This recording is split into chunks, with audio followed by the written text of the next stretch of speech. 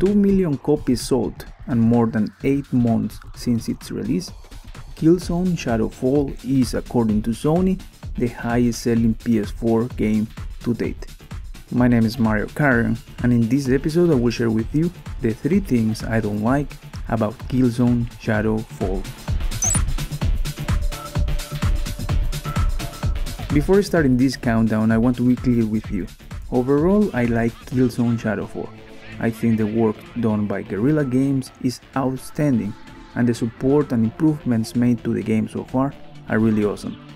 They are probably one of the few studios that really listen to the community, and compared to the previous iterations of the franchise, this time they really tried to get involved, and I believe they did accomplish it. That being said, let's start with the 3 things I don't like about Killzone Shadow Fall. Map design. Having the ability to create Warzones allows you to determine the type of game you want to play. You can specify the variables in the game, for example what game modes, what abilities, or how many players. The only negative is the fact that the map does not really change. Yes, you have elements within the map that are enabled or disabled, but the layout is always the same. It really doesn't matter if your Warzone is for 8 players or 24 players, or if you play only team deathmatch or capture and hold. I believe designing maps is complicated, and everything must be taken into consideration before making one. The stuff like spawn camping, flanking routes, different paths to access objectives are high priorities, and Guerrilla Games has done a great work. However, why not making the map kind of dynamic? Depending on the number of players or the number of missions in the Warzone, making it smaller or larger, make some section of the map dynamically hidden, doors locked sometimes, some others not. Location of ladders change from session to session, spawning of objectives, anything. I know it sounds complicated, and I bet to balance all of that is a lot of work, but I don't think it's impossible. I also understand having this kind of dynamic environment makes competitive gaming much more difficult, but I also believe it makes it much more fun.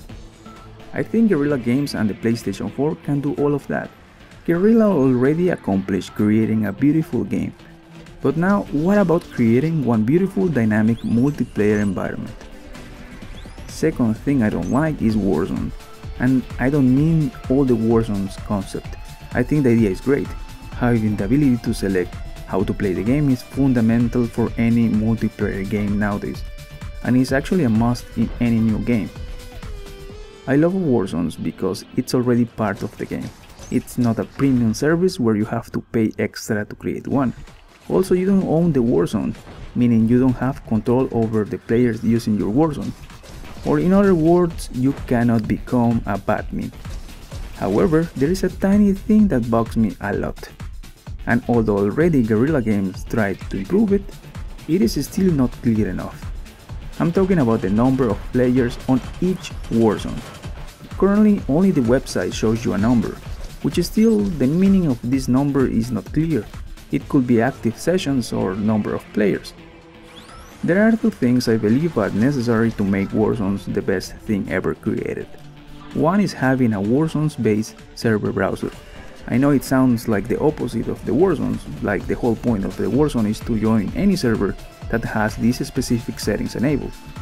Which is fine, but the problem is that sometimes you join sessions where the number of players is really low or is not properly balanced. The second thing is to clean up the Warzone's UI. This is a really difficult task, I know it. For new players, having everything listed by default could be overwhelming. Not knowing the meaning of the icons or what the options do is a real turn off. To balance this as well is a difficult thing, because in the end you want to play the game and have fun. You don't want to spend 10 to 20 minutes trying to figure out the menus. Which leads to the third thing I don't like about Killzone Shadow Fall. There is no bootcamp, tutorial, or even physical manual. I know there is a single player campaign that shows you the basics of the controls. You have your bot zone option to play against bots, and you have your digital manual that I don't think anybody bothered to read. But that's not the point. Killzone has always been a game with a learning curve. it takes you some time to learn the classes, the weapons, and the game modes. Not having a tutorial or guide in the beginning, and most important, in-game, could be frustrating for some people. Yes, there is a Warzone kind of exclusive for new players called New Recruits, but still that Warzone doesn't tell you what to do, it just has a different kind of settings. What I believe is required for every new player before starting the online multiplayer is a quick tutorial, explaining game modes, classes, and whatnot. This tutorial must be required if you want to play online, or if you play a previous version of the game, maybe you can give him the option to skip some of the sections, but still give him the option to replay this tutorial later on. And for those who beat the tutorial, give them something like a player card icon. I believe you don't have to change the core mechanics of the game to appeal to new players, you just have to give them a way to learn the game. Do not let the first impression kill any momentum. And guys, that's all I have in this episode. These are the 3 things I don't like about Killzone Shadow Fall, but still, even with those things, I believe this is the best Killzone game to date. It's a shame a lot of people think the opposite. If you are still around, what do you think? What are the things you don't like about Killzone Shadow Fall?